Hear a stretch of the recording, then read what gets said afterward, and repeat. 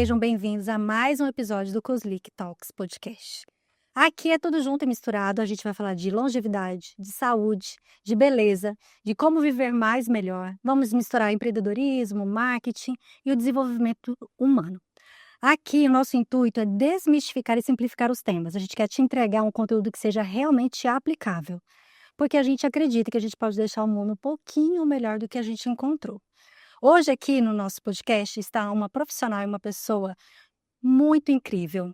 Ela tem um conhecimento monstro, mas ela passa esse conhecimento nas redes sociais de uma forma muito genuína, muito empática, muito humana.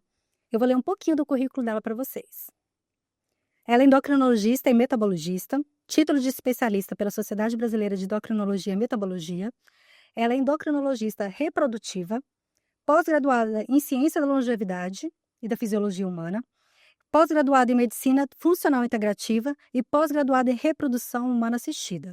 Hoje a gente vai falar aqui no episódio sobre fertilidade, tudo que a medicina sabe e que você precisa saber, como o estilo de vida, os hormônios e a sua idade pode impactar na concepção. Com a gente hoje, doutora Carolina Meirelles. Muito obrigada por aceitar o convite. É uma honra enorme ter você aqui no Coslic Talks. Vir dividir o seu conhecimento com a gente, né? Doar um pouco do seu conhecimento e também o seu tempo, né? Eu estou extremamente agradecida por você topar estar aqui com a gente hoje. Ai, que lindo, muito obrigada. Na verdade, é uma honra. Você sabe quanto que eu te admiro, sua jornada, seu conhecimento.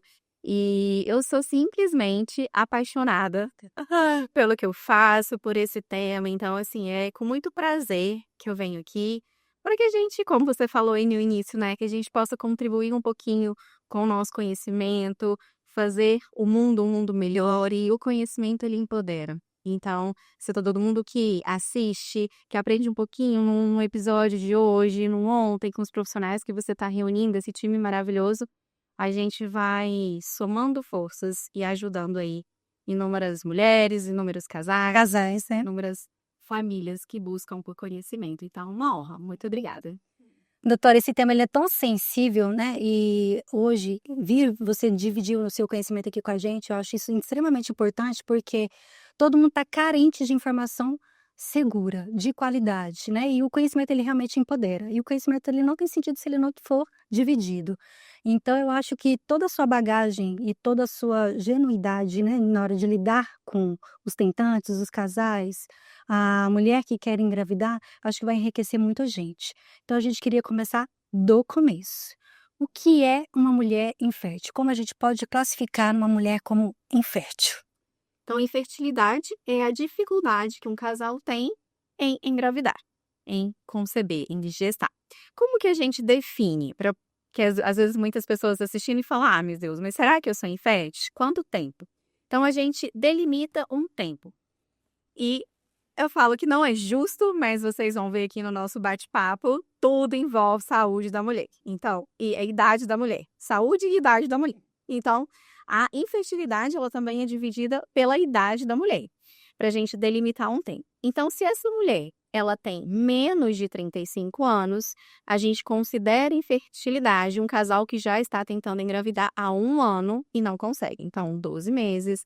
Importante a gente salientar que são 12 meses de relação sexual, porque não adianta você ter uma relação sexual em abril, em dezembro, isso não configura. Seriam 12 meses de tentativas, tentando engravidar todo mês, no período Fértil, isso também é importante. porque às vezes marido viaja, às vezes tem casais que têm essa dificuldade, então, não, você tem que estar tentando nesse período fértil por 12 meses consecutivos. Se menos de 35 anos. Se essa mulher, ela já tem mais de 35 anos, esse tempo diminui para 6 meses.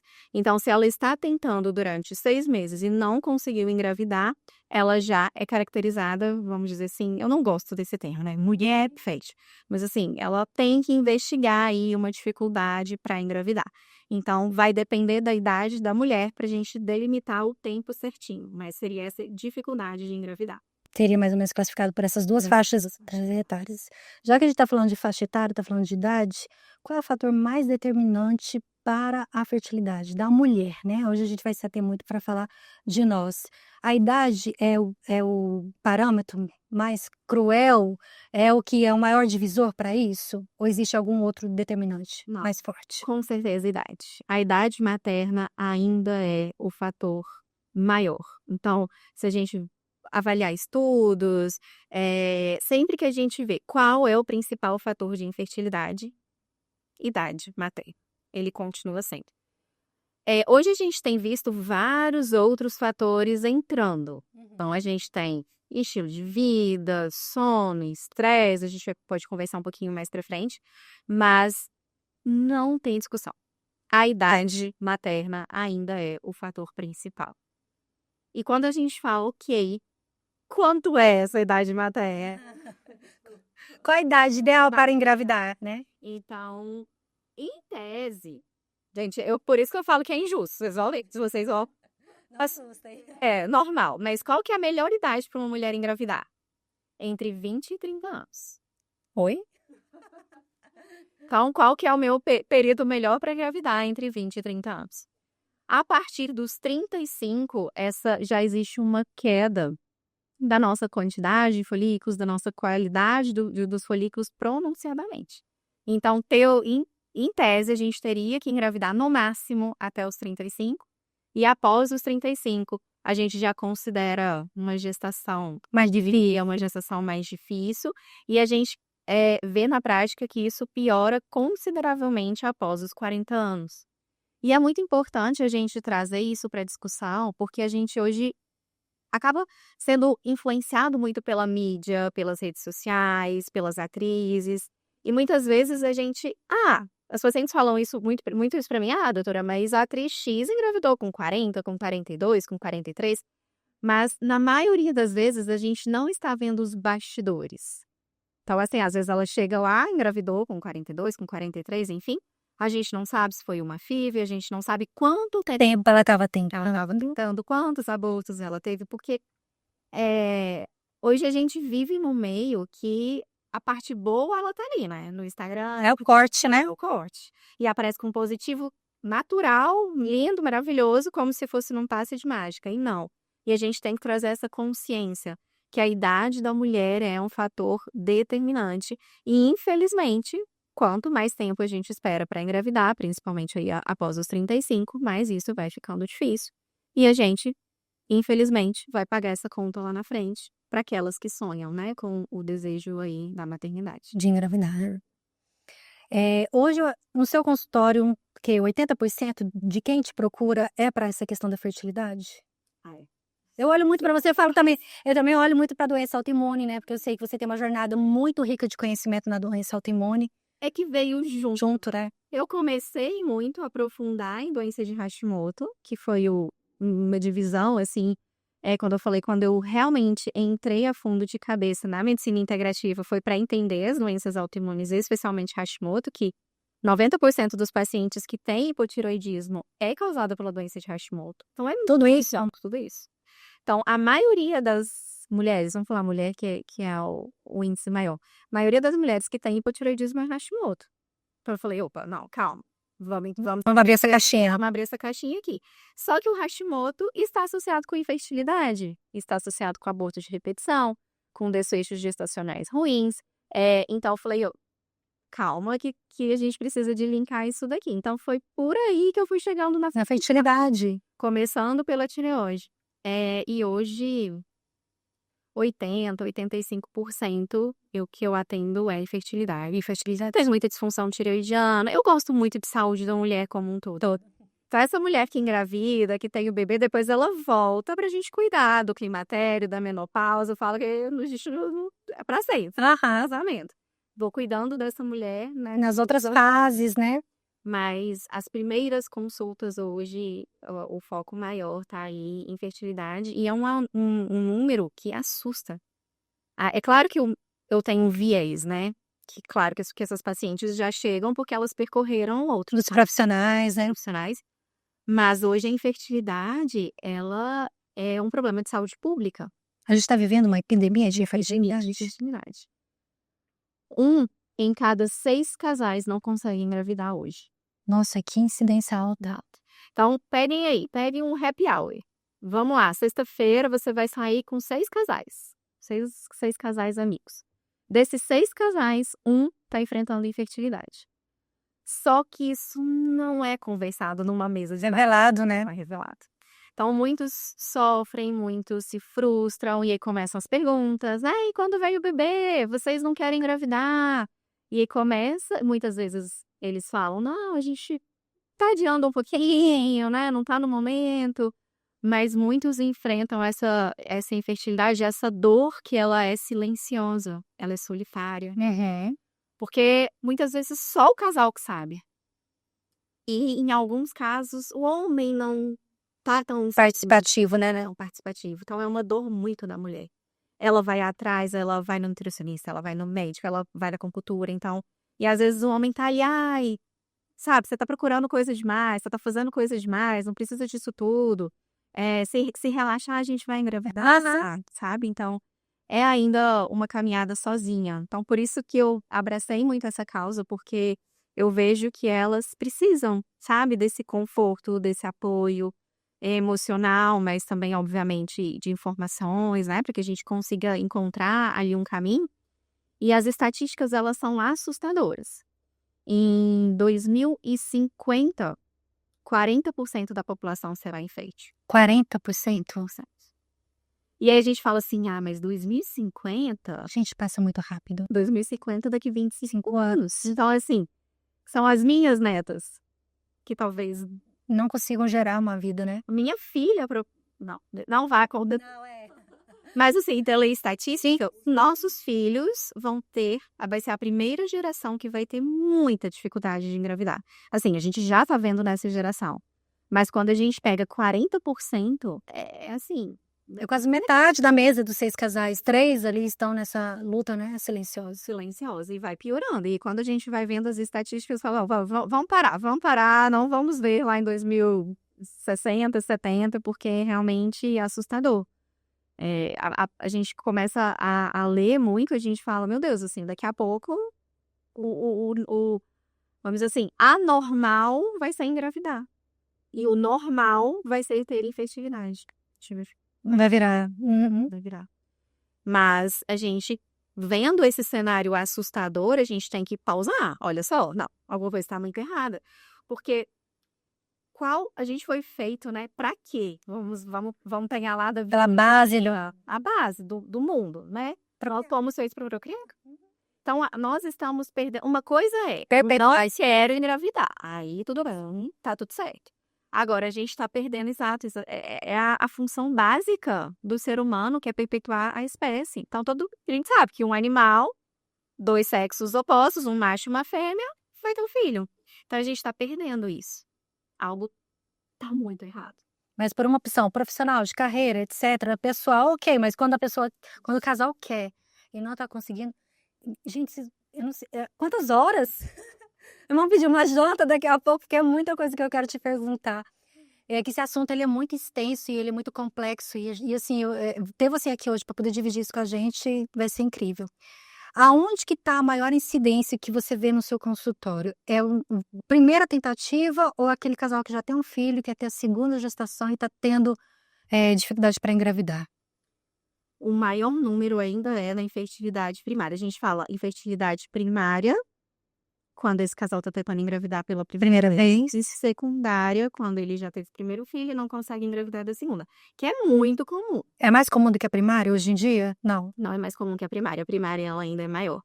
Mas tem um número expressivo de casais que não conseguem engravidar do segundo filho. E ela assusta mais do que a primária, não é? Porque já teve normalmente, quando a gente quiser ter de novo, a gente vai ter... Ela frustra muito. E aí é aquela cobrança, porque aí não é a cobrança só da mulher, do marido, é a cobrança do filho. Que é o irmão? Que é o irmão. E então, assim, mamãe, eu quero um irmão, o maior sonho da minha vida é ter um irmão. Eu falo assim, pedido de filho. Não pode negar, né? Então, elas sofrem muito. E é exatamente isso que você está falando. É como se elas se questionassem mais ainda. poxa, eu engravidei numa boa, não tive dificuldade para engravidar, foi uma gestação super, super tranquila. Então, elas acham que assim, quero engravidar de segundo, ok, vamos começar as tentativas, vamos engravidar. Só que essa gestação não vem. E aí tem um leque de situações que podem ter acontecido entre uma gestação e outra. Mas aquilo a gente volta a falar, a idade materna. Quantos anos que ela tinha quando engravidou Da primeira vez. a primeira vez? E aí, sei lá, passaram 2, 3 anos, e aí ela tá tentando engravidar de segundo filho. Então, não é mais a mesma qualidade do óvulo, a gente não tem mais a mesma quantidade, mas não é só a idade, né? Eu tô dando o exemplo da idade porque, obviamente, essa mulher vai estar mais velha quando tentar engravidar da segunda vez. Mas tem N outros fatores. Aí tem entre estilo de vida, entre alimentação, entre estresse. Muitas vezes elas se descuidam muito. Porque a atenção dela vira pro filho, né? Engorda. Quantas engordam 20, 30 quilos na primeira gravidez e não Não consegue botar o peso. Então, tá inflamada, não tem tempo para atividade física, come qualquer coisa.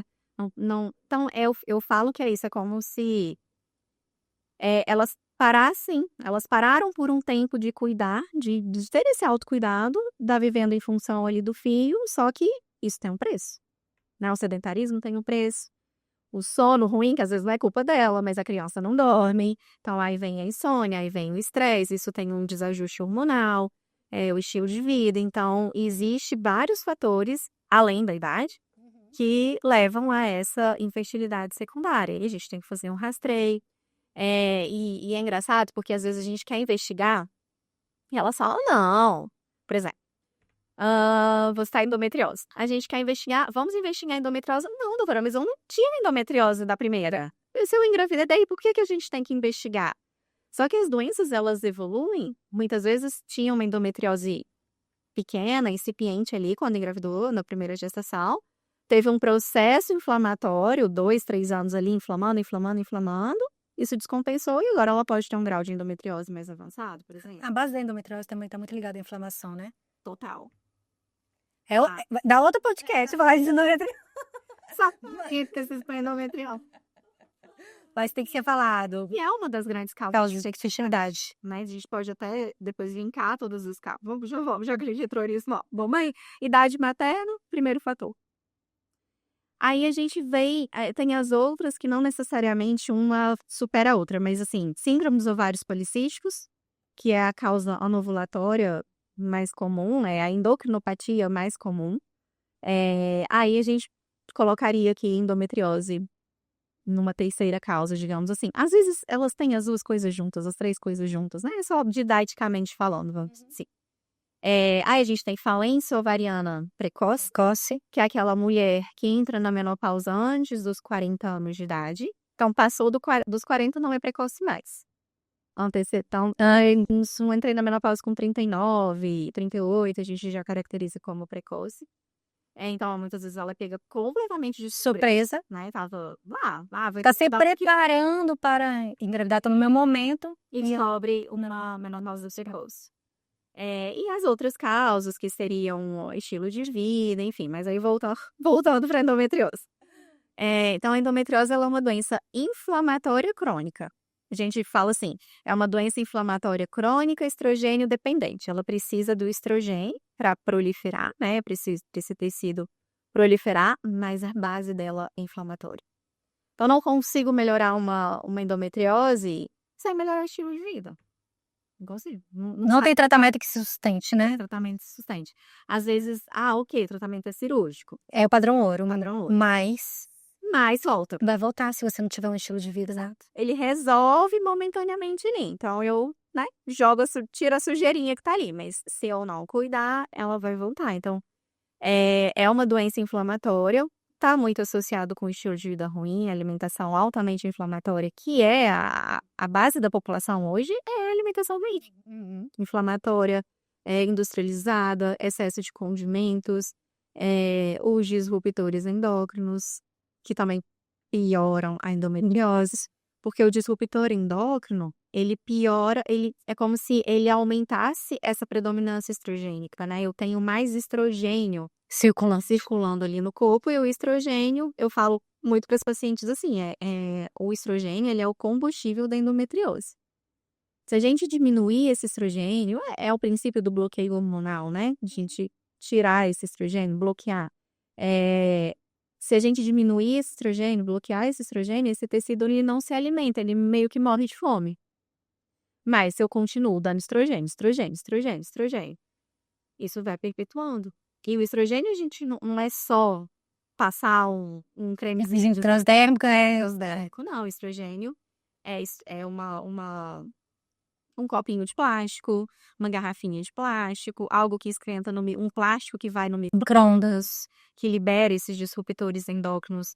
E é como se eles estimulassem a produção de estradiol. Na verdade, eles conseguem simular, né, a semelhança estrutural ali da química dos nossos hormônios. Então, assim, é muita coisa. Aí até te falar, vamos voltar a fita. O que é um disruptor endócrino? Vamos voltar. Né? Para quem está assistindo e que escuta isso, porque isso é muito comum na nossa área de saúde, né? Nos congressos, né? Mas para quem está escutando e está ouvindo essa informação, onde ele mais se encontra? No cosmético, no plástico que a gente esquenta no micro-ondas de uma forma tão tradicional, mas que a gente não vê esse perigo ali escondido. Mas onde está o perigo do disruptor endócrino? Então, disruptor endócrino, disruptores, né? São essas substâncias. Então, eu gosto muito de explicar assim: imaginem uma fechadura. Para a porta abrir, eu preciso pegar uma chave e encaixar ali nessa fechadura. Os nossos hormônios, eles funcionam muito assim, chave, fechadura. Então, imagina a fechadura como é ali que vai dar start para o meu corpo produzir os hormônios. E a fechadura, ela tem que entrar ali para dar esse clique. O disruptor endócrino é como se ele fosse essa chave falsa. Entendeu? Ele atua como um hormônio, mas ele não é um hormônio. Ele é um plástico, ele é um solvente, ele é um agrotóxico, ele é um pesticida, ele está presente aí nas maquiagens, né? As substâncias que a gente tem ali na produção da química da maquiagem, é um bisfenol A. Então, assim, essas substâncias químicas que simulam um hormônio. Então, ele é um falso hormônio, ele não é um hormônio, mas ele tem a chave é parecida, vamos dizer assim, né? Então, ele vai lá e entra nessa fechadura. E aí, quando ele entra nessa fechadura, ele desencadeia uma resposta hormonal. Então, essa resposta hormonal pode ser, por exemplo, produzindo estradiol em excesso. Então, esse estradiol em excesso, por exemplo, não é o nosso tema aqui, mas só para pontuar, ele desencadeia uma puberdade precoce. Então, essa criança está tendo contato com um falso hormônio, com uma substância que está estimulando a produção hormonal dela antes da hora. E aí a gente tem uma menopausa, uma menarca precoce, por exemplo. Eu acho que não tem a ver. Tem tudo a ver. Porque ela vai menstruar mais cedo. E a gente sabe que quando a gente menstrua cada vez mais cedo, a gente entra na menopausa mais cedo. E a gente está diminuindo o nosso período fértil, teoricamente. Às vezes, quando a gente vai acordar e se sentir pronta para poder gerar uma vida, a menopausa já chegou. Então, é esse hormônio, essa substância química que está escondida aí nesses cosméticos, nos produtos, nos agrotóxicos, que faz essa ligação chave-fechadura e que parece que a gente está sendo estimulado o tempo inteiro por um hormônio, mas não é um hormônio. E essa ligação, ela não funciona de forma fisiológica, ela não funciona de forma que o nosso corpo encare como algo saudável, né, doutora? Eu uso, assim, muito... A gente que é da área de saúde, a gente vê isso, às vezes, assim, o cafezinho no copo de plástico. Então, é como se a gente estivesse usando um anticoncepcional quase que todo dia. Você faz uma modulação hormonal no cafezinho, no copo de plástico. Então, assim, não é frescura. Então, são esses... Não é. E essa conta, ela chega porque o corpo da gente vai pegando essas informações, vai contar uma história e vai chegar lá na frente. E o estilo de vida, essas coisas, eles são cruéis com a mulher. Eu acho que mais cruel do que com o homem, né? Com certeza. E essa que você falou, muito interessante, eu vou pegar esse gancho. Esses dias eu até gravei um podcast que era esse tema. Puberdade precoce e infertilidade. Qual a relação? Então, puberdade precoce dessa menina e ela vai evoluir com infertilidade lá na vida adulta. Olha só. Impacto. O infarto que isso não traz. Então, não, eu falo muito disso, falo isso muito em rede social, apesar da minha área não ser pediatria, mas enfim, né? Vai impactando o seu paciente lá na frente. Então, é esmalte que essas crianças estão usando antes da hora, é maquiagem antes da hora. Se faz mal pra gente, tá acostumado com o hormônio, que nosso corpo já sabe excretar, já sabe metabolizar. Imagina para uma criança que não sabe o que faz com aquilo, com aquele hormônio. Então, vai estimular alguma coisa errada. E outra coisa que é muito Assim, eu falo que não é justo, mas dizem que a vida não é justa, que a gente já nasce. Então, minha filha, por exemplo, ela nasceu no dia X, no momento do nascimento dela, já está determinada a fertilidade dela ali, porque ela já nasce com a quantidade exata de óvulos, de folículos, para a vida inteira. É uma coisa que eu ia perguntar. Já ia puxar esse assunto. Eu não consigo aumentar. Então, ela nasceu, acabou. Ela já está determinada ali. Não tem como mais criar folículo. Então, foi na minha gestação, então o que eu fiz na minha gestação, que interferiu a reprodução da minha filha. E a gente sabe que são 3 gerações. Então, eu interferi na fertilidade dela E da sua neta. e da minha neta. Olha o quanto que isso é importante. Quando a gente for pensar em engravidar, eu ia te fazer essa pergunta: quando que a gente tem que começar a se cuidar para pensar em engravidar? Quando a gente olha que esse impacto vão 3 gerações, a nossa avó devia estar preocupada com antes da A gente a fazia célula germinal do que que nossa avó fez. Mas olha o estilo de vida da nossa avó. E olha o nosso. não, com certeza. Então, assim, ela deixou eu penso assim, né, a gente deve ter dado muita coisa boa. Então, era uma alimentação muito mais, assim, esse estresse, não tinha agrotóxico, tinha nada disso. Agora imagina, O que a gente está vivendo hoje, né? deixando de herança, entendeu? E doutora, assim, o que que a gente vê muito, né? Assim, não só eu não tenho consultório, eu não sou médica, mas eu vejo na minha roda de conversa muitas pessoas que chegam hoje decidimos vamos engravidar. Então, para de usar o anticoncepcional, o método contraceptivo, e acha que vai engravidar da noite pro dia. Mas e o que que você fez, né, esse tempo todo para poder chegar nesse momento que agora às vezes não vem essa fertilidade?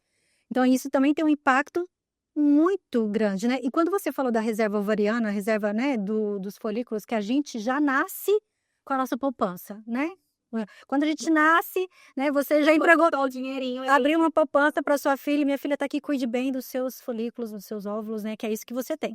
É muito cruel isso também para a mulher, porque o homem, não, né, todo mês ele tem uma produção nova, então ele tem como resetar.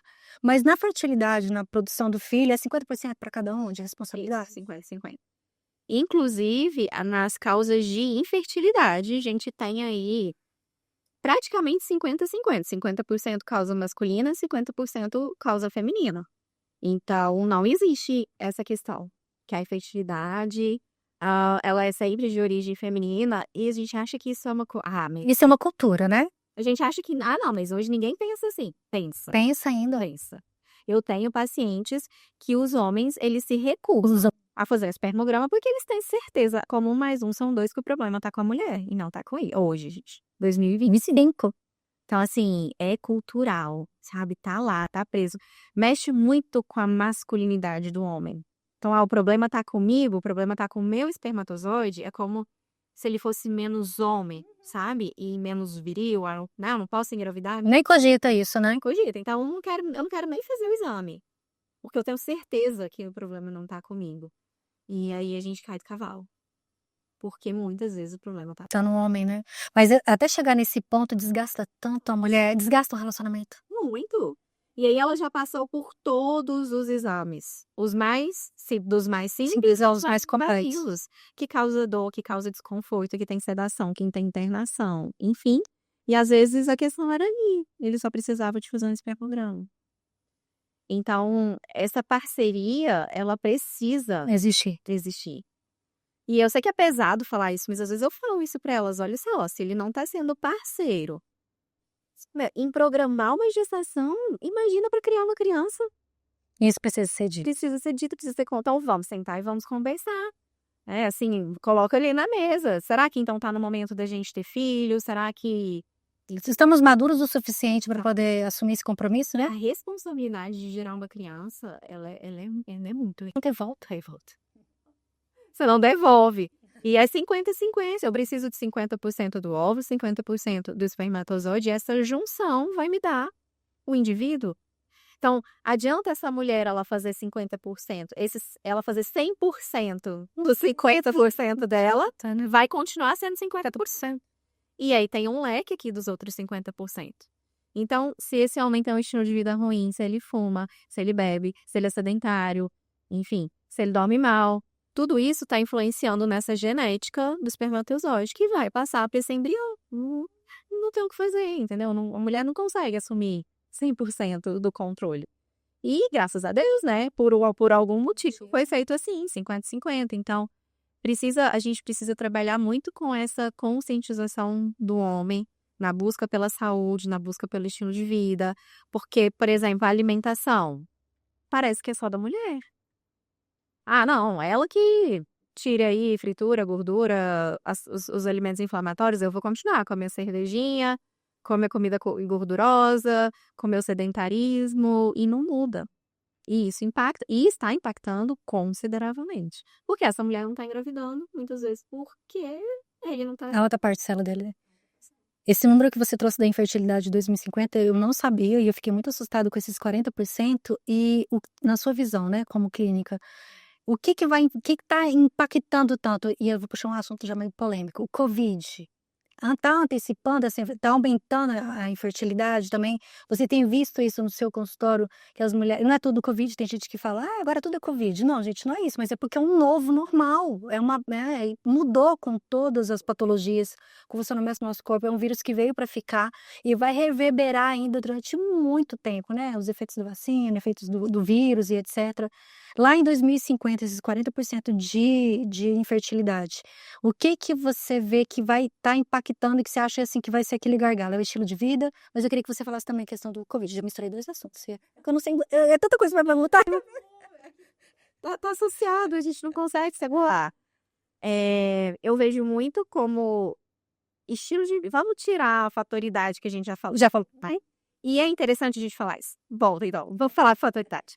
Porque esses estudos, eles falam isso, que as mulheres jovens, isso que a gente está falando, 40% da população. Em 2050? 2050, não vai ser com mulheres de 40 anos. Porque isso já é hoje, talvez, se a gente for pegar a estatística. Sim. Mas são mulheres jovens. Então, como se a gente tirasse a fatoridade, vamos pegar essas mulheres vão ter, sei lá, entre 30 e 35 anos. Pronto, que é uma idade boa. Mesmo Essa faixa etária vai ser enfeite. Então, sem dúvida, eu falo, estilo de vida, sono. Eu acho que sono é, tipo... Tá no topo. Porque o sono, ele regula toda a nossa cascata hormonal. Por isso que a gente fica falando melatonina. Melatonina é o hormônio da fertilidade. Muito mais do que o hormônio do sono. Quando a gente começa a ver os estudos... Pouco se fala disso. Já tô lá no...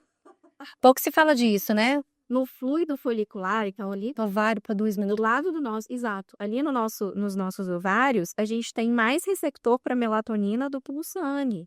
É onde a gente mais encontra. Por que essa melatonina tá ali? À toa? Não. Ela tá ali porque ela é um antioxidante, porque ela age como um anti-envelhecimento, vamos dizer assim. Ela melhora o estresse oxidativo. Então, ela protege os nossos ovários. Ela exerce um efeito antioxidante.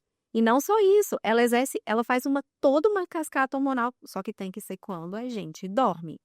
Então, eu dormi, não posso dormir, então eu vou dormir 1 da manhã e acordar às 10 da manhã. Não, existe um ciclo circadiano, nosso corpo ele foi feito, cada hormônio é produzido num determinado horário. E tem o porquê. A gente não consegue mudar, ok? Pode ser que na evolução da espécie, daqui 50 anos, a gente não precisa... Se adapte, né? Se adapte, mas hoje a gente precisa. Então, eu preciso dessa melatonina para diminuir o meu cortisol, para produzir testosterona, para produzir progesterona.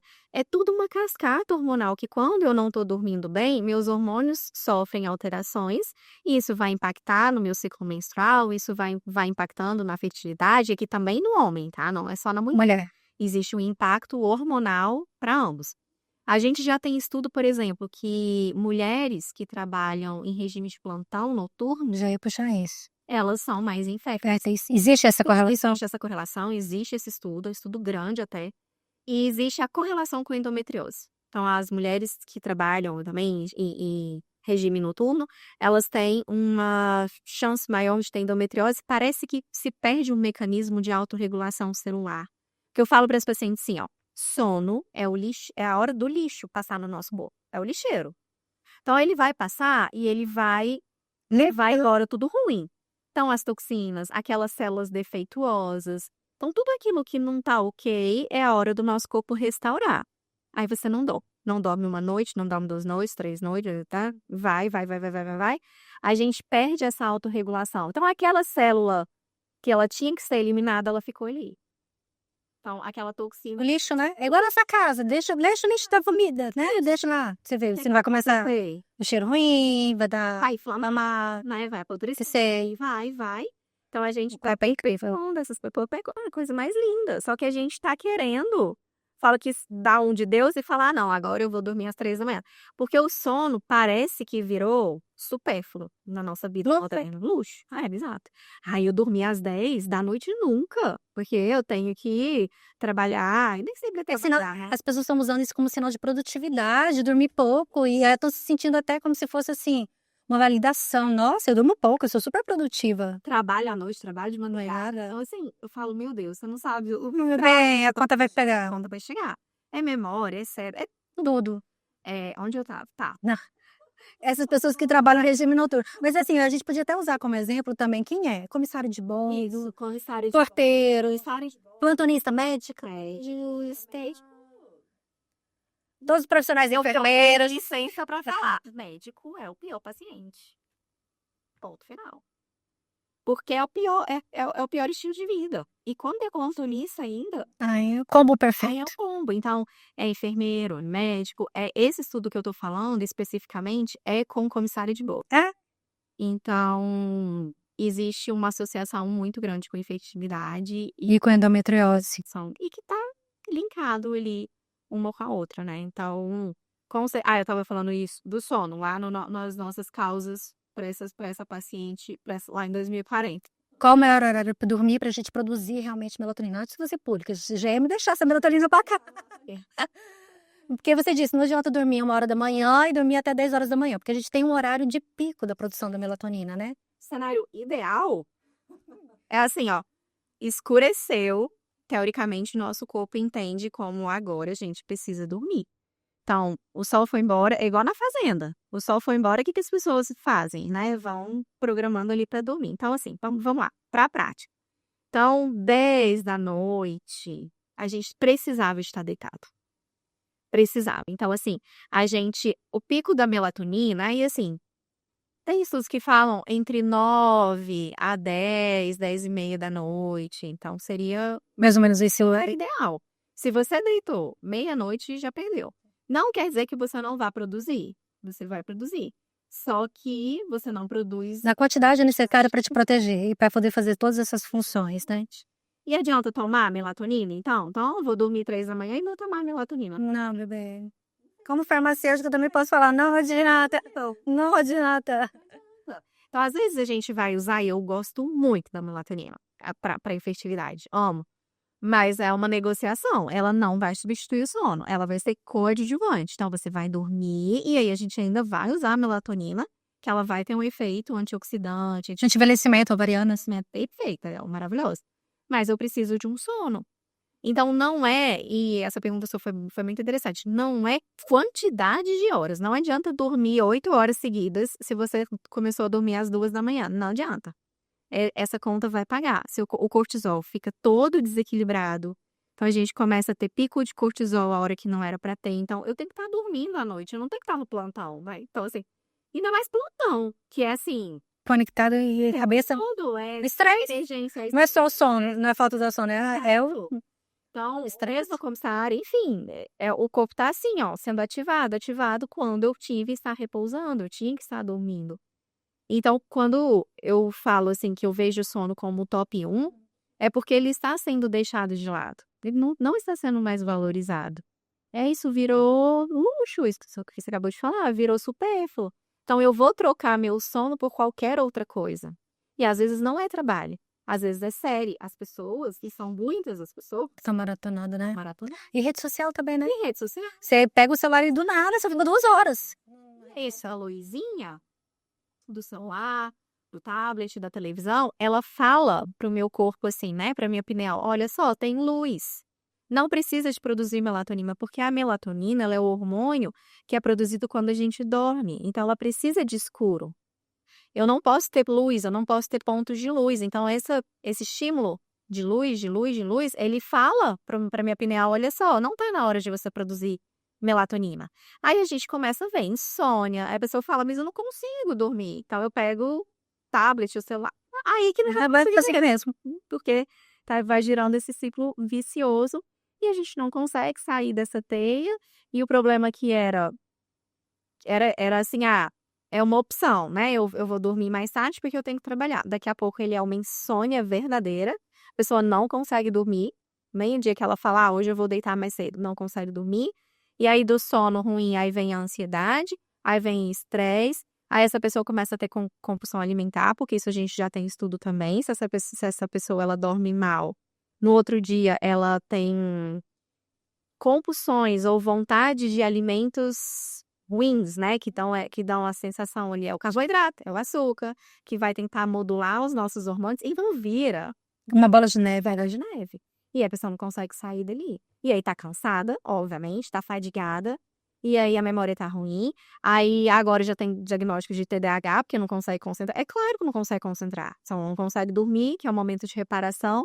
E aí vai ganhando um diagnóstico, né, de TDAH, e entra um remédio para TDAH, mas agora ela tá ansiosa, aí é um remédio para ansiedade, mas não consegue dormir.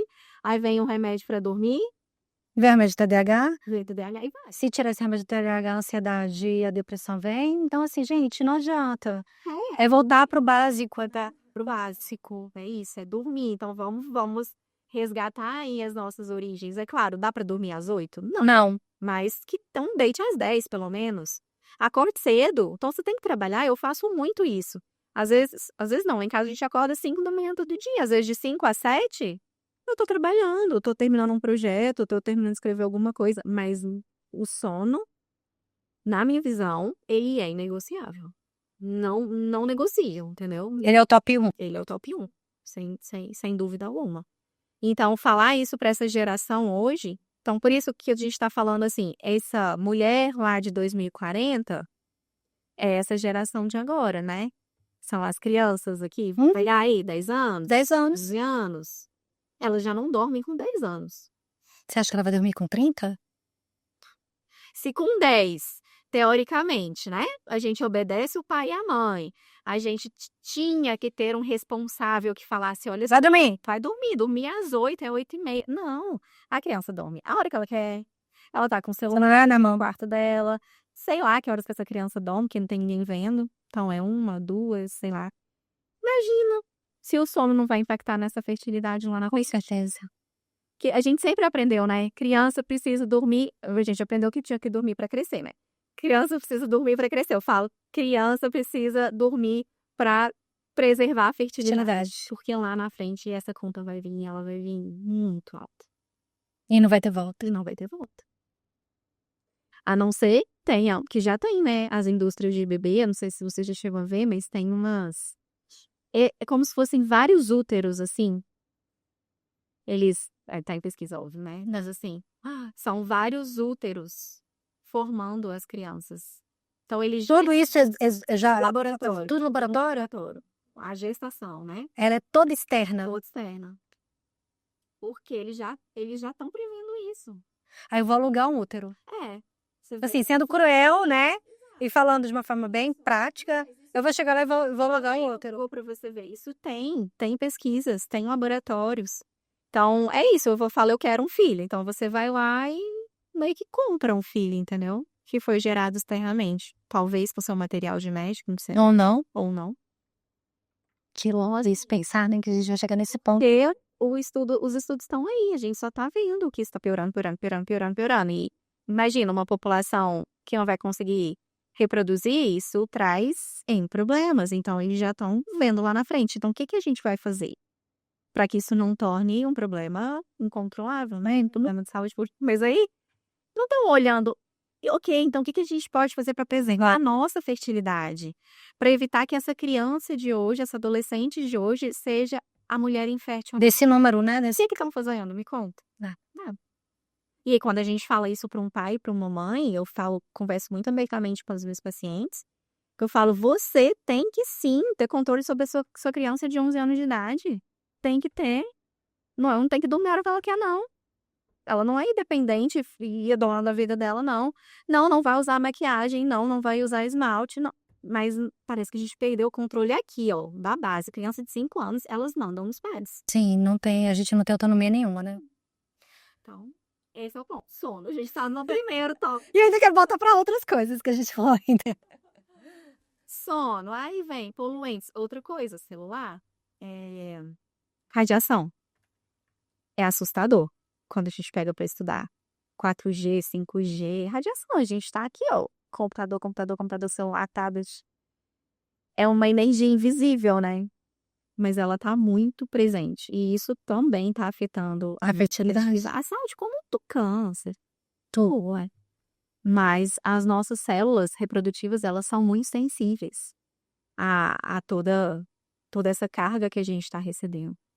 E aí a gente vem para os agrotóxicos. Então, é muita coisa. Não é só, por exemplo, a irradiação. Não. Aí a radiação, aí é o sono, aí é o agrotóxico, é o pesticida, que a gente come isso todo dia. Aí é o disruptor endócrino, que a gente estava falando ali atrás. Outro ponto super importante, estresse. Quem tá estressado hoje? Ninguém. Todo mundo. E quem tá bem? Todo. Eu falei quem tá bem. Ninguém. Esse mundo que parece que você sempre tá atrás, né? Tipo assim, você tá A rede social também traz isso muito pra gente, né? Parece que É uma competição o tempo inteiro, né? você ficar 5 minutos aqui parada, parece que dá um peso na consciência. Tipo, meu Deus. Tipo, por que eu não tô produzindo? Por que eu não tô fazendo? E esse estresse, hormonalmente falando, né, que a gente puxa o cortisol, se eu priorizo a produção de um hormônio, nosso corpo ele é muito, assim, ó, Orquestra. é a coisa mais linda. Mas, se você mexer aqui em alguma coisa e descompensar, então, se eu tenho que priorizar um hormônio, como é o caso do estresse, então eu tô aqui, estressado. Meu corpo, ele entende como estresse algo pontual, né? Então, entrou um ladrão aqui, boom de cortisol, eu vou sair correndo para me defender. Só que como a gente tá nesse estresse contínuo, o corpo, ele tá, é como se ele entendesse que a gente Tá sendo assaltado todo dia. Estamos com um tempo. Ele é saudável, faz parte do nosso ciclo circadiano, faz parte do nosso funcionamento, que é a luta e fuga, né? Mas o problema é que a gente tá estimulando isso o tempo inteiro, né? Ele não pausa mais. Então, assim, ó, o ladrão foi embora, resolveu, graças a Deus, não roubou nada, tá tudo bem, foi só um susto. Pronto. Esse é o fisiológico. Primeiro fisiológico, porque sem cortisol a gente não reagiria. E o cortisol, ele é muito hormônio. Me levantaria.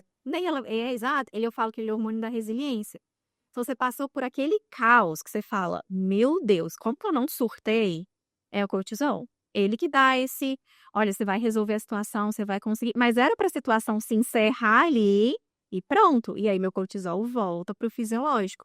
Só que ele não volta pro fisiológico, porque terminou esse estresse A, aí eu já tô com o estresse B, C, D, E, F, G para resolver, né? Vai tudo somando. Então vai somando. E aí, se eu tô priorizando o cortisol, meu corpo ele vai produzir, ele vai conseguir. Só que aí ele começa a ter deficiência de outros. Porque eu falo assim, imagine uma máquina, uma indústria tem uma máquina lá. Essa máquina, ela tem que fazer cortisol, ela tem que fazer progesterona, ela tem que fazer testosterona, ela tem que fazer udeia, a mesma máquina. Se a minha demanda tá de cortisol, essa máquina, ela vai produzir muito bem cortisol, mas ela não vai conseguir os outros. Então, aí eu começo a ter o quê? Deficiência de progesterona, deficiência de testosterona, deficiência do udeia. Então, por quê? Eu estou priorizando um hormônio. A mão de obra é uma só. Mão de obra é uma só. Vai todo mundo apagou fogo ali. Isso. E aí os outros? Ninguém produz. E aí, o que começa a ter? Essa mulher começa a ter deficiência de progesterona. Então, a progesterona, se ela não tem uma boa progesterona, eu não consigo ter uma boa sustentação do meu corpo lúteo ali, né? Interfere nessa a manutenção ali do corpo lúteo, que é fundamental para o implantar, sacando para o bebê implantar. Então, eu tô com deficiência de progesterona, essa mulher não vai ter uma gestação. Ou ela pode até engravidar, mas ela vai abortar. Ela vai abortar. O corpo dela não consegue. Ele não tem máquina que produz progesterona, porque a máquina tá só lá no cortisol.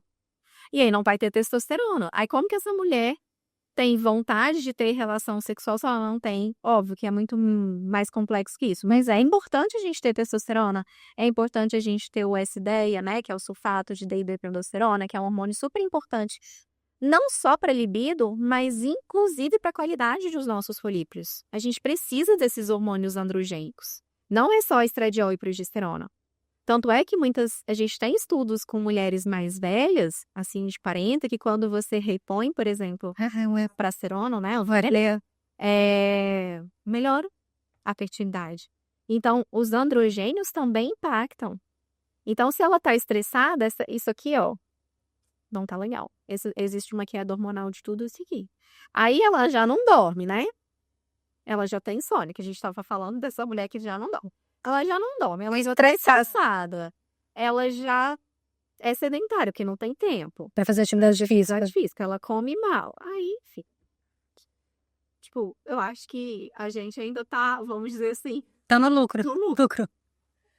Quando você fala dos xenobióticos, né, dos disruptores endócrinos e também da radiação eletromagnética, não dá pra gente viver numa bolha, Sim. né? Então, assim, a gente tá aqui exposto a tudo isso. E eu falo muito com as amigas, né, que às vezes, como eu falo muito de cosmético, né, elas viram e falam, oh, tem como manipular um cosmético sem esses contaminantes, né, pra minha filha? Porque eu quero tirar tudo dela, que não sei. É um caminho, mas não dá pra tirar tudo. O problema é que a gente tem que fazer escolhas, e cada escolha é uma consequência. A gente tem que escolher as nossas batalhas, pensando, né, e as mães preocupadas. Aí, ok, você quer cuidar do cosmético, eu acho que super justo, porque você não consegue tirar a rede social, não consegue tirar o celular. Só que hoje, a grande maioria do que a gente vê é que está sendo exposto a tudo isso. Não dá. Come mal, dorme mal, criança está na rede social, no tablet, no celular. Tem criança que está na TV, com o celular e o tablet, os três estímulos de radiação ali ao mesmo tempo. E além disso, ainda tem os contaminantes nos disruptores endócrinos. Então, assim, não dá para poder tirar tudo isso ou viver na bolha, mas a gente tem que escolher por onde a gente pode amenizar o impacto disso tudo, porque essa conta vai chegar. Escolher nossas batalhas. Eu falo isso, tudo não teremos. Não adianta. Então, vamos sentar e vamos ver na nossa realidade o que a gente consegue fazer. Eu consigo comprar um alimento orgânico? Pá, consigo. Consigo melhorar o que essa criança vai levar para a escola? Um alimento mais natural, que não tenha tanto conservante? Ok. Vou banir plástico da minha casa, não vou esquentar nada Do micro-ondas. essas coisas. Porque vai ter uma hora que essa criança vai querer usar uma maquiagem, vai querer pintar uma unha. Ok, entendeu? O eventual ali, faz Vou esporádico. vida. Não é rotina, ódio também. Falar, meu Deus, minha filha, agora você não pode mais nada. O estresse que essas crianças estão enfrentando, às vezes o problema tá no estresse, não é na maquiagem. É olhar, porque a gente tem a mania, né, de falar, não, então o problema tá ali, ó. É o que você acabou de falar. Vou fazer tudo lá manipulado, mas aí não tá olhando o estresse que essa criança tá vivendo.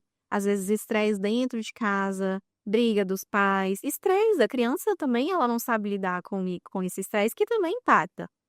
As telas, os estímulos, mas nem só a tela, é o que essa criança tá. Ficar consumindo. Porque elas estão consumindo conteúdos que estão estimulando os hormônios também. Nossa. E isso é muito pesado. Porque elas. A gente via alguma coisa? Com 5 anos, com 6. Agora com 5 anos, 6 anos, elas estão fazendo tudo. Então, são essas danças eróticas, são as músicas eróticas, As mensagens subliminares. mensagens subliminares. Que você fala, não, ela não tá entendendo. Mas, assim, a gente tem estímulo hormonal. Nosso corpo, ele é movido por hormônios. Então, ela tá sofrendo estímulo ali. Então, que muitas vezes não é lá. O problema não tá na maquiagem, entendeu? Não tá ali. É olhar esse todo, ver dentro do seu cenário o que você consegue ajustar, ter uma vida equilibrada. O equilíbrio, eu falo que a palavra não tem como. Tudo que a gente fala, a gente volta nele. É a base, tá? Então, saber equilibrar e tirar o que é possível, conversar, negociar o que não é. Pois, colocar essa criança pra dormir. Isso aí pra mim não tem. É negociável. Desculpa. Qual é a desculpa? Não tem. É difícil? Ok, então vamos fazer um trabalho, não vai ser da noite pro dia que você vai conseguir. Vamos fazer um trabalho devagarzinho, vamos conversar, vamos negociando.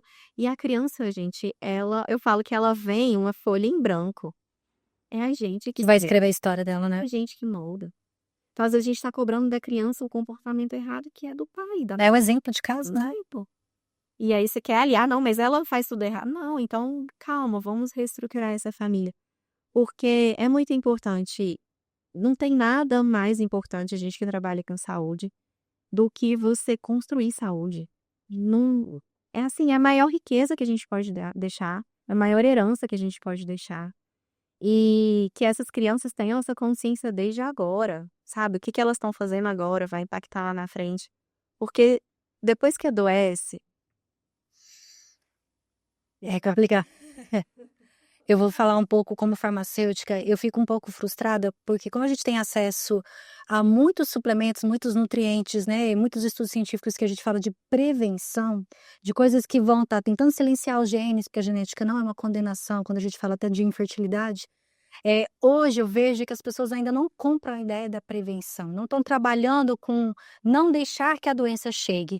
Hoje em dia as pessoas estão apagando fogo o tempo inteiro, então assim, só quando acontece, quando vem a infertilidade, quando tenta engravidar que não acontece, que elas procuram ajuda e elas não pensam a longo prazo, infelizmente. A gente vive um mundo da doença, a gente não vê a prevenção pra gente e a gente está com uma perspectiva de viver muito mais, né. Então, assim, vamos viver inférteis com menopausa cada vez mais cedo e expostos a muitas coisas que a gente podia estar prevenindo acontecer, mas que a gente não vê valor nisso ainda, infelizmente. As pessoas, elas não investem em saúde. Então, assim, é muito caro um suplemento, é muito caro, às vezes, uma consulta particular, é muito caro na concepção delas, né. Mas e quando vem essa conta da doença? Aí a pessoa vende tudo que tem, né, vende o carro, vende a casa, Para fazer uma pra fazer uma fibra. pra tratar. Porque, assim, a infertilidade, ela é uma doença, ela é uma doença. E existem várias causas ali, várias doenças associadas, mas ela é uma doença na minha visão. Então, assim, ok, a gente deixou chegar, então agora pra voltar é muito mais difícil. Não que a gente não consiga, a medicina tá aí pra isso, a indústria farmacêutica, enfim, hoje a gente tem muitos meios, mas se a gente tivesse evitado. Quanto seria mais barato ou menos exaustivo, desgastante, né? Exato. Talvez assim, né, vamos lá no futuro, uma pessoa que tiver lá, 2040, se ela tivesse essa orientação que a gente tá dando agora. Será que ela não poderia chegar a uma fertilidade preservada e tomar essa decisão naquele momento de ser mãe, Isso. né, sem E ok, eu não quero ser mãe e tá tudo bem, gente. Eu acho que sim, muitos casais, muitas mulheres optam por isso aí. Maravilha, né? Enfim, não tem que ser mãe. Só que é muito sofrido para aquela que quer ser mãe. e não consegue. Não consegue. E só quem passa por isso que sabe essa dor, né? Então, e elas sempre me perguntam, tipo, não me perguntam, mas me questionam assim, né? Doutora, mas por que ninguém nunca me falou isso? Por que o meu ginecologista nunca teve uma conversa comigo? Porque o ginecologista, teoricamente, é o médico da mulher. Mulher tá lá todo ano, todo ano. E aí às vezes ela chega em mim, sei lá, 36 anos com uma falência ovariana precoce. Ele não viu e mas não é possível, tem 10 anos que eu acompanho com o mesmo médico. E não é da noite pro dia. Não é da noite pro dia. Ou por que nenhum médico nunca me falou sobre congelamento de óvulos? Qual é a idade melhor para congelar ovos? Já vou puxar a pergunta. Até 35. Até porque congelar óvulos não é certeza que a gente vai ter uma gestação, né? E é outro erro. Outro erro que É uma ideia que é vendida que tá errada, né? muitas pacientes congelam 35 anos eu te cortei. 35 anos é o ideal, até 35, porque depois não é que a gente não consiga congelar depois dos 35, só que a qualidade e a quantidade ela já é muito menor. Então, ok, mas eu tenho 38, congela, é melhor Congelar do que não congelar. congelar, mas assim, se a gente puder escolher, e é isso que elas me falam. Mas por que o ginecologista não orienta quando tô com 30 anos? É uma pergunta, olha só. Você tá com 30 anos, já pensou em engravidar? Ah, não, doutora. Enfim, não penso nisso, nem sei se eu quero ser mãe, quero estudar, não tenho nenhum relacionamento. Ok, mas assim, pensa, porque hoje a gente tem o congelamento de óvulos, que é um tratamento que ele é muito mais acessível, não é um tratamento caro, a gente consegue manter esses óvulos congelados. Lá na frente, você Toma essa decisão mais madura. mas elas chegam, muitas vezes, até o meu consultório sem nunca ninguém ter falado isso pra elas. Nunca. É nunca, nunca é nunca. E assim, é muito comum. Por isso que eu fico, gente, assim, porque elas não têm essa ideia. É muito óbvio pra gente que trabalha com fertilidade, que a idade ideal pra mulher engravidar é até 35, mas tem mulher que acha que é 39, tem mulher que acha que é 40. E tudo bem ela achar, ela não é uma profissional da saúde. Tem que saber quem acompanha ela. Exato. assunto, é nossa obrigação, como médico, como nutricionista, como psicólogo, quem cuida dessa mulher, abordar esse assunto e explicar. A mesma coisa da paciente que tem autoimune, por exemplo, uma doença de Hashimoto. Eu sei que a doença de Hashimoto, ela aumenta o risco de uma menopausa precoce. Quer dizer que toda mulher que tem Hashimoto vai ter menopausa precoce? Não. Não, mas aumenta o risco. Então, quando eu tenho uma paciente com 30 anos de idade, enfim, a idade que ela vem em consulta e ela tem Hashimoto, se ela tiver 20, eu vou falar isso para ela. Olha só, você tem uma doença autoimune que ataca os óvulos, a gente pode ter um envelhecimento mais acelerado, precoce. Fica com essa informação aí. Porque no momento certo, talvez seja ideal você congelar esses óvulos, não esperar a situação ficar crítica para congelar. Para você ter uma alternativa e não Ter uma alternativa. E outra, ir acompanhando essa reserva ovariana. Então, ela veio no meu consultório com 25, eu estou acompanhando com 30, com 31, enfim. A gente está acompanhando, porque é o que você falou, isso não cai da noite pro dia. Não é assim, amanhã acabou minha reserva. Não, é lento. Tem sinais, tem sintomas. Só que quem tá escutando o que essa mulher tá falando? Sabe, assim, eu tô cansada, a libido tá ruim, tô com folgaço, tô com ressecamento vaginal. Tudo cai na culpa do estresse. Você tá estressada. Deve estar com problema no relacionamento. E às vezes a gente não para olhar a função hormonal. Opa, não, peraí, se ela tá me falando isso, deixa eu dar uma investigada melhor. Vamos olhar essa reserva ovariana, vamos pensar no congelamento de óvulos e explicar isso que você falou. E deixar muito claro, olha, você tá congelando esses óvulos, porque isso é interessante a gente pontuar isso, porque isso é muito comum. Mulher, a paciente fala pra mim, exemplo, doutora Carol, eu congelei 20 óvulos. Quer dizer que eu vou ter 20 embriões? Tipo, a possibilidade de ter 20 filhos? Eu falo, oh, meu Deus. quem dera que essa conta fosse Se essa matemática. conta fosse assim, não é, né? Não é. Então, assim, pra gente ter. É óbvio que vai depender muito da idade, né? Essa informação, tô falando que é aleatório, mas assim, em média, vamos que esses 20 óvulos talvez dê 2 embriões. 3, se ela tiver uma idade, tiver congelada, isso numa idade boa, mas assim, a matemática da fertilidade Não é. não é assim, entendeu? Então, às vezes ela congelou 10, achando que tá arrasando. Tá no lucro, tá com E folga. não consegue nenhum embrião, nenhum óvulo que amadurece. Então, ele não é sinônimo de certeza, mas pelo menos a gente deixou alguma coisa ali, sabe? Você tá fazendo a sua parte. Pode ser que você não precise desses óvulos, que depois você engravide naturalmente, enfim. Mas pelo menos a orientação. A decisão, ela não cabe ao profissional. Não cabe. Eu não vou decidir por ela, mas eu vou informar. E ela toma a decisão a partir do que você tá dando de Agora, informação. como que ela vai tomar uma decisão se ela não tem conhecimento? Que ninguém explicou isso pra ela, entende? Então, é o que a gente falou lá no começo. O conhecimento é tudo. E aí ela vai definir o que ela vai fazer. Mas pelo menos ela tá ciente. As cartas são essas e eu vou escolher qual jogo eu quero jogar. Mas eu decidi, né? E não a vida decidiu por mim. Tipo assim, agora eu tô na menopausa, eu não posso. Não quero. E é engraçado, às vezes elas falam isso pra mim. Eu nunca quis. Agora que veio o diagnóstico de menopausa precoce, Eu tenho vontade. eu tenho vontade, porque parece que é a vida que tomou a decisão por ela, sabe? Não foi uma coisa que partiu dela. Então, assim, é muito importante que a gente saiba as doenças que estão relacionadas com a baixa reserva, todas as doenças autoimunes. Você tinha me perguntado do Covid, tá? Mas o Covid aumentou, sim, muito a infertilidade em ambos. A gente viu muita alteração de ciclo menstrual nas mulheres pós-Covid. Muitas demoraram. E esse Covid não passou, foi o que você falou. Ele Vai sair, vai ficar para sempre. Então, ainda hoje, a gente vê pacientes que tiveram infecção pelo Covid e que desregulou toda a parte menstrual e que não estão ovulando, que tem um quadro inflamatório muito exacerbado e que a gente precisa de ir lá do zero, sabe? Desinflamar, melhorar intestino, melhorar a alimentação, melhorar a permeabilidade intestinal, tudo, fazer um reset, assim. E na fertilidade masculina, muita alteração. Mas o homem a gente consegue ver mais.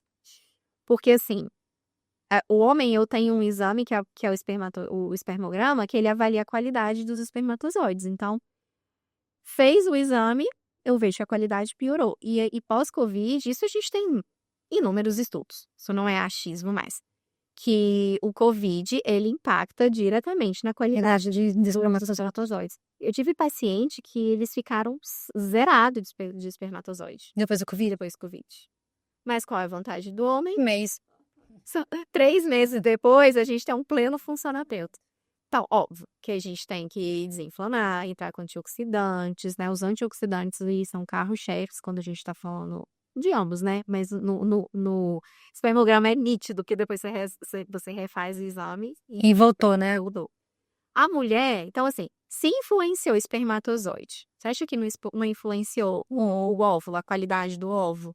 Só que a gente não tem um exame. Isso é outra coisa que eu recebo muita pergunta. Qual é o exame que a gente avalia a qualidade dos ovos? Não tem. existe. Não tem. Então é empírico. Então, eu sei que a mulher é mais velha, a qualidade ela cai, mas assim, não tem um exame igual tem o espermograma, né? A gente tem quantidade, Mas a qualidade. mas a qualidade não tem.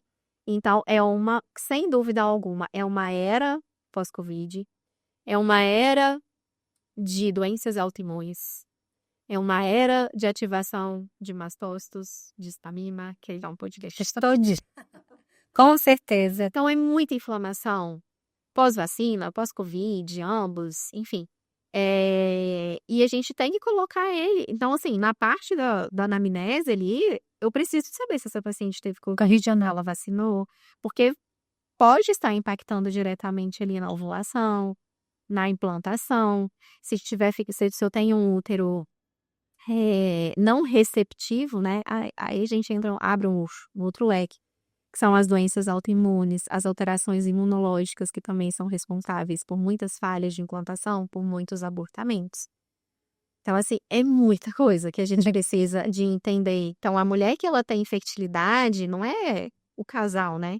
Mas, assim, não é tão simples. A gente tem que abrir um leque. É aquela consulta, assim, muito detalhada.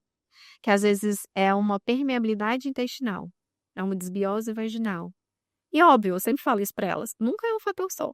Ela pode ter endometriose, mas aí tem uma desbiose, uma permeabilidade intestinal, sabe? Tem outras coisas, uma deficiência de vitamina D, uma disfunção tireoidiana, é um grande quebra-cabeça. Aí a gente vai buscando as pecinhas, e aí chegando nesse, né, eu falo aqui minimizando ali até chegar num diagnóstico mais coeso para a gente entrar com tratamento.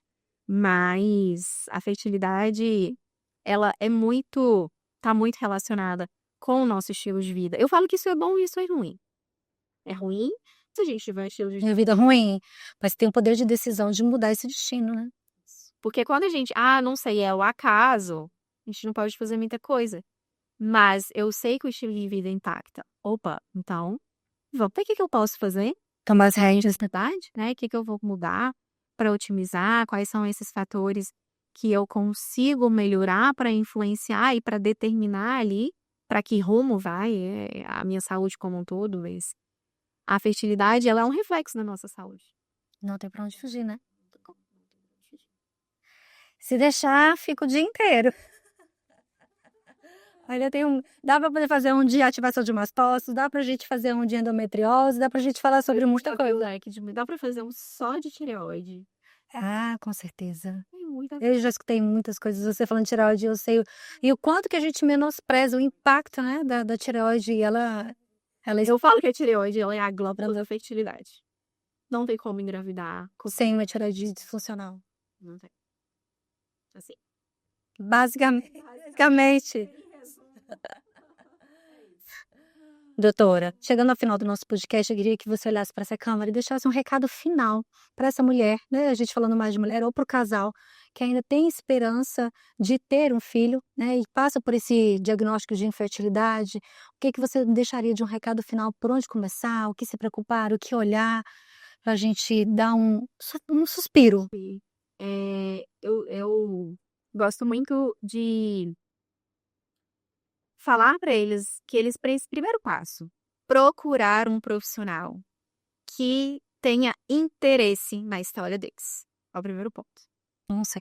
Porque eu preciso de entender, e é o que eu faço muito com os meus casais, né? Com os pacientes. Eu tenho que mergulhar nessa história. E o que tiver no meu alcance, eu vou fazer. eu falo que quem vai decidir é Deus. Então, o toque final sempre é dele. Mas tenha um profissional que mergulhem, que vão com vocês, que peguem na mão de vocês e falam, nós vamos descobrir. Por quê?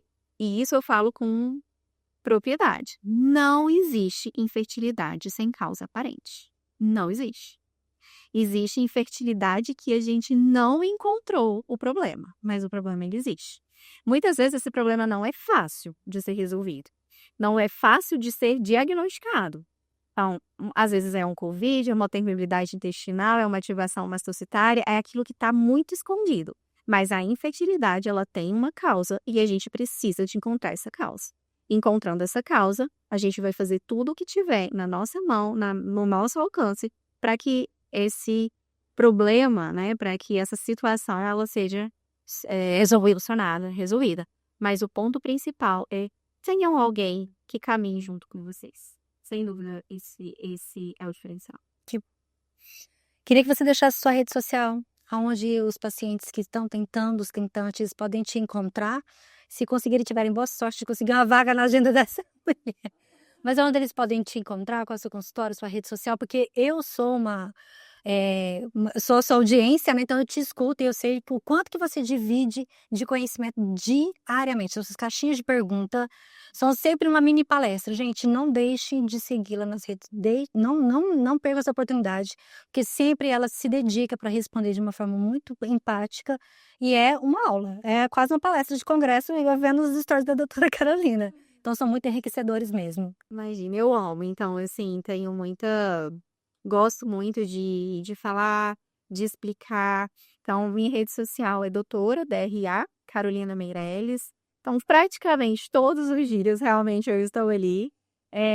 Tirando dúvida, eu compartilho muitos casos. Isso também. Eu trago muitos positivos das pacientes, porque eu sei que isso renova, enche, né, de esperança esses corações aí, que muitas vezes já estão ali sem um estímulo, e a gente tem casos lindos, eu vivencio, assim, verdadeiros milagres, e é incrível, por isso que é a área que eu sou completamente apaixonada, e Deus vai colocando os pacientes certos, eu falo para eles que é uma conexão, que os pacientes são colocados na minha vida também, Deus escolhe a dedo. Tá tudo conectado. Então, a gente está conectado e a gente vai nessa jornada. Então, me sigam por lá. Tem muito conteúdo, tem muito vídeo, várias palestras. E sempre tem caixinha de pergunta. Então, se ficou alguma dúvida, alguma coisa que a gente não respondeu aqui sobre esse tema. Inclusive, quando o podcast for ao ar, eu vou deixar uma caixinha ali de perguntas. Para o que ficou aqui, às vezes a gente não comentou, vocês colocarem lá. Será um prazer contribuir aí do conhecimento de você. Muito obrigada por ter aceito o convite. Eu reforço que é uma honra. Eu sou uma grande admiradora do seu profissionalismo. A gente já se conhece há muitos anos. E eu teria mais umas 200 perguntas para te fazer. Eu sei o quanto que a sua agenda é apertada. Obrigada por disponibilizar seu tempo e seu conhecimento e dividir aqui com a gente. E aproveitando que você falou, se ficou alguma dúvida também, se você quiser colocar nos comentários lá no YouTube, né? Pode colocar. Eu peço ajuda para a doutora para responder. O que eu souber também eu vou colocando lá se for uma parte que me cabe, mas com certeza ela é a mestre do conhecimento aqui na parte de fertilidade. Se você quiser sugerir também um novo conteúdo, né, para um novo episódio, também se sinta à vontade, esse espaço também é seu. E se você ainda não seguiu o nosso canal, para com isso, gente, vai lá, se inscreve, ativa o sininho para não perder o que a gente vai postar. E até o próximo episódio do Coslic Talks Podcast.